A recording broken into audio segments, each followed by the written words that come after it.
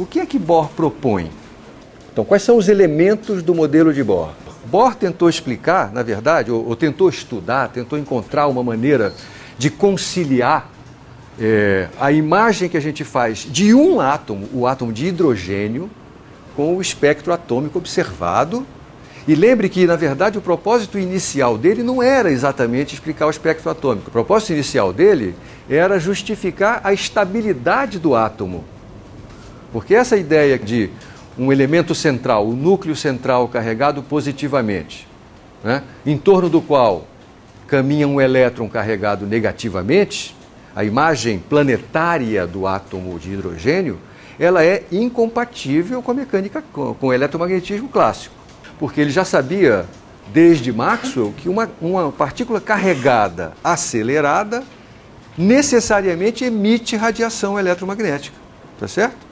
Portanto, ele teria que perder energia. Se ele perde energia, o que acontece? O raio da órbita diminui, a frequência do movimento circular aumenta, o que significa que ele perde energia emitindo radiação de frequências cada vez maiores. Portanto, o espectro dessa coisa, né, desse bicho físico, deveria ser um espectro com frequência contínua, e não um espectro de frequências ou comprimentos de onda discretos. Além disso, ele duraria um tempo muito pequeno e, portanto, não poderia haver átomo de hidrogênio estável na natureza. A existência do átomo de hidrogênio estável na natureza é incompatível com o modelo planetário do átomo mais o eletromagnetismo de Maxwell. Não dá pé. Alguma coisa aí tem que estar errada. O primeiro passo de Bohr foi fazer o seguinte, ó. A única maneira que eu tenho de compatibilizar essas coisas é colocar um ingrediente novo. Esse ingrediente novo é assim, ele diz: o raio da órbita do elétron não pode ser qualquer um. Esse é um elemento novo, tá certo? Ele começa por aí. O raio da órbita eletrônica não pode ser qualquer. O raio da órbita eletrônica não pode ser uma variável contínua. Tem que ser uma variável discreta. Isso significa que só alguns valores desse raio podem existir. Veja que ele não está explicando a física disso. Na verdade, essa afirmação é inconsistente com o modelo planetário mais o eletromagnetismo de Maxwell. Mas é consistente com o fato do átomo ter que ser estável. Porque se ele não pode ter qualquer raio, então, se ele tem um dos raios possíveis, em princípio ele vai querer ficar ali. Porque para mudar de raio, ele teria que emitir radiação e esse raio vai mudando continuamente. Não pode mudar continuamente, então ele não pode sair daí. Então a ideia da existência de órbitas estacionárias, que é o nome que Bohr vai dar a essas órbitas admissíveis para o átomo de hidrogênio, é o primeiro passo que ele dá. E certamente é um passo sem a menor justificativa do ponto de vista de princípios físicos, né? É como se ele estivesse introduzindo um princípio físico novo, né, que não faz muito sentido. E Bohr sabia disso. Uma vez que ele determina que essas órbitas têm que ser discretas e estacionárias para que o átomo seja estável, ele tem que encontrar uma maneira, um outro truque para descobrir quais são essas órbitas discretas, quais são os raios possíveis. Tá certo? E para descobrir quais são os raios possíveis, ele introduz um novo ingrediente sem justificativa. E esse novo ingrediente, eu comentei com você na aula passada, na verdade o Bohr introduziu de várias maneiras diferentes. Ele ficava tentando, né? Vamos ver se esse ingrediente aqui dá certo. Aí ele não ficava muito feliz, inventava um outro ingrediente que tinha o mesmo resultado que o primeiro. E ele mostrou isso pelo menos 3 vezes diferentes ao longo da carreira dele. O que eu vou mostrar, o que eu mostrei para você na aula passada, é um ingrediente que não foi o primeiro que ele tentou, mas que é o mais simples de ser utilizado na prática. E também, talvez, seja o mais difícil de ser justificado, que é a imposição da quantização do momento angular. Isto é, a imposição de que o momento angular do elétron na sua trajetória circular em torno do núcleo só possa ter valores múltiplos de um certo valor fundamental. Esse valor fundamental tem um parentesco com a constante de Planck. Na verdade, é a constante de Planck dividida por um número.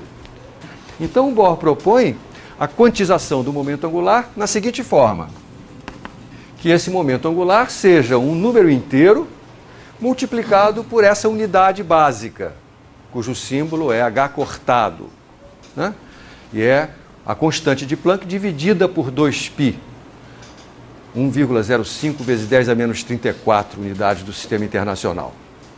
Com esse ingrediente aqui, sem nenhuma justificativa, repito, mas a mecânica clássica do movimento planetário, ele consegue chegar a uma expressão que determina quais são os raios das órbitas admissíveis no átomo de hidrogênio. Os passos físicos são, primeiro, a ideia mantida por Bohr de que nós estamos falando de um sistema planetário.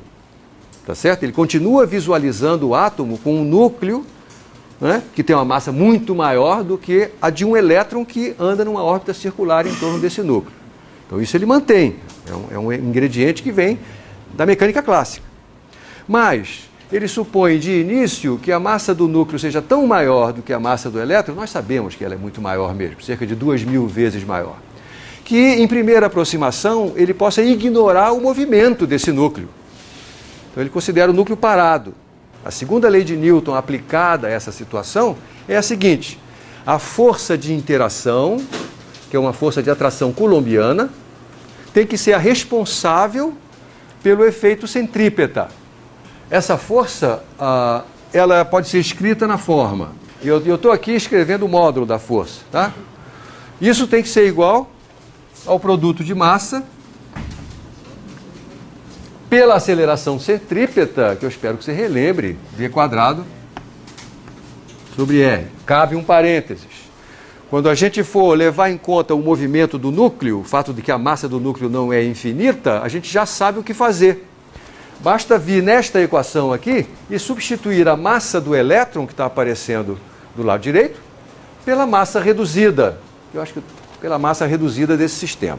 Tá? Então, o caminho para a gente melhorar a descrição de Bohr está claro qual vai ser.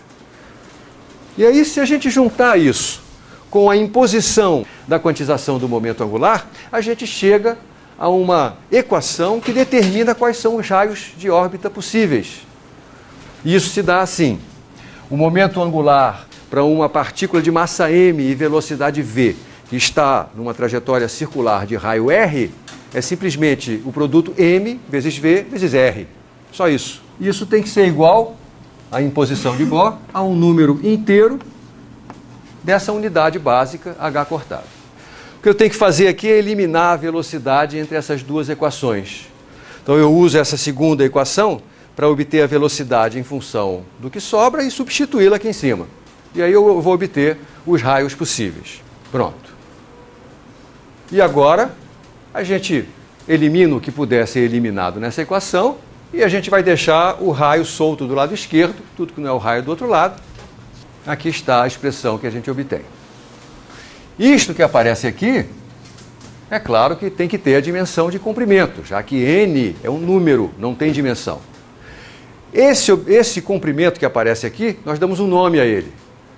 Tá? Nós o chamamos o raio de Bohr. Então, este é o primeiro resultado que o modelo de Bohr obtém se a gente impuser a um modelo clássico de um átomo planetário essa imposição injustificável de que o momento angular seja quantizado. Certo? Então, o primeiro objetivo dele está alcançado. Aqui está a expressão de quais são os raios possíveis. Tá certo? Veja que o menor raio possível se dá quando esse número n for 1. Esse número n for 1 significa que o momento angular é uma vez h cortado, é h cortado. Esse é o menor raio possível.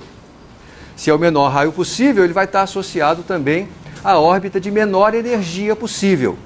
E você sabe da mecânica clássica que um sistema físico qualquer, ele vai sempre procurar a situação de menor energia possível.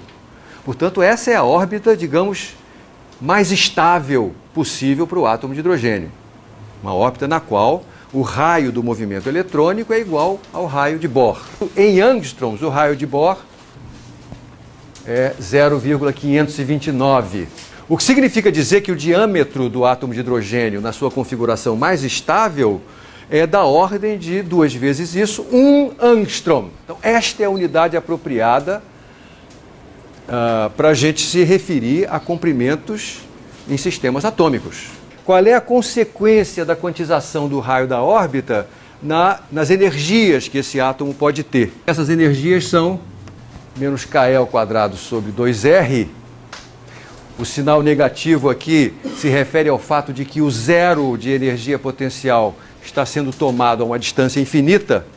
Então, quando a energia desse sistema planetário for zero, significa que o elétron e o próton estão infinitamente distantes, desligados, portanto. E qualquer energia menor do que essa significa que é um sistema ligado, significa que nós temos, então, uma estrutura de átomo mesmo. E, é claro, qualquer energia positiva significa que, além de estar a uma distância infinita, eles, além disso, estão se movendo, tem energia cinética, né?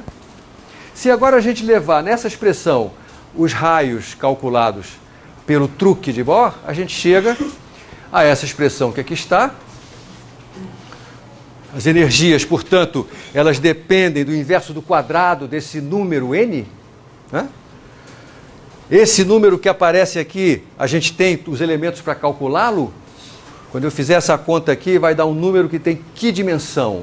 Energia, claro, porque isso aqui é adimensional, então isso aqui tem que ter dimensão de energia. Eu vou usar o símbolo E índice R para esse valor.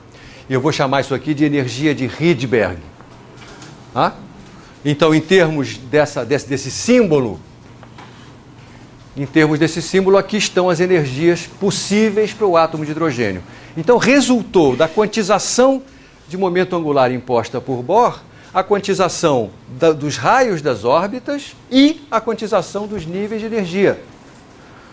Agora a gente está pronto para fazer a conexão entre essa descrição feita por Bohr e o resultado do trabalho de Balmer e Rydberg. Vamos fazer a conexão entre os níveis de energia obtidos e os comprimentos de onda constantes do espectro do átomo de hidrogênio. Eu estou colocando aqui o valor de N associado a cada um desses níveis de energia e aqui o valor da energia desse nível em electronvolts. Então esse aqui é menos 13,6 electronvolts, é o nível de energia mais baixa possível no átomo de Bohr. Se você substituir N por 2, você vai obter um valor que é, fora o sinal, 1/4 desse. E assim por diante. Observe que quando N cresce, o módulo do lado direito dessa equação diminui. Até que para N indo para infinito, isso aqui dá zero. Então eu posso associar N indo a infinito com a situação de energia total nula, o que significa próton e elétron infinitamente distantes. O sistema quebrou. Né? E aqui no meio tem todas as demais linhas. Você vê pela estrutura dessa fórmula que você vai tendo o espaçamento entre duas linhas consecutivas, vai diminuindo à medida que N vai crescendo. Tá? Vou desenhar só mais uma aqui. Quando N for 3, então aqui está um pedaço do que eu chamo o diagrama de níveis de energia do átomo de hidrogênio. Então, uma vez obtido esses níveis de energia quantizados, a gente pode interpretar o que significa, por exemplo, o espectro de absorção do átomo de hidrogênio.